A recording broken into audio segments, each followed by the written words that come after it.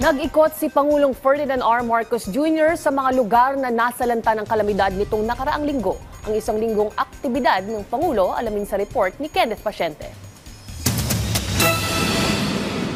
Nagsimula ang linggo ni Pangulong Ferdinand R. Marcos Jr. sa pagbisita sa probinsya ng Bicol para alamin ang lagay ng mga naapektuhan ng Bagyong Uwan. Personal na pinuntahan ng Pangulo ang Kararayan Naga Elementary School na malubhang naapektuhan ng bagyo. Pinangunahan din niya ang situation briefing kung saan binigyan ng impormasyon ng mga local official ang Pangulo sa lagay ng kanilang nasasakupan. Tiniyak niya na nakahandang tumulong ang iba't ibang ahensya ng pamahalaan sa pagbangon ng mga nasalanta. Kinagabihan, dumalo ang Pangulo sa selebrasyon ng ika-150 anibersaryo ng HSBC.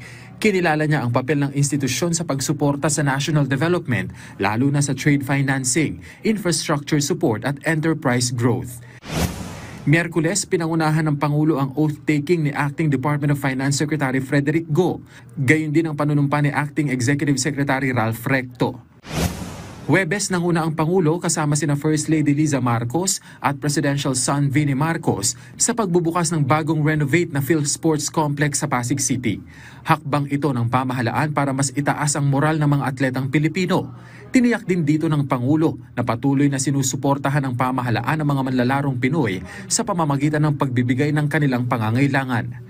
Kinilala naman ng Pangulo ang kabayanihan at katatagan ng mga overseas Filipino worker sa kanyang pangunguna sa Bagong Bayani Awards 2025. Dito pinarangalan ng mga natatanging OFW na nagpakita ng katapatan, integridad, husay at malasakit sa kanilang mga propesyon at komunidad sa ibang bansa.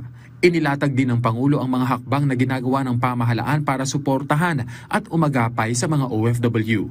Kabilang na anya ang pagsusulong ng kanilang proteksyon at pagpapabilis ng mga serbisyo para sa kanila. Biyernes, dumalo ang Pangulo sa 31st session ng Asia-Pacific Regional Space Agency Forum sa Cebu.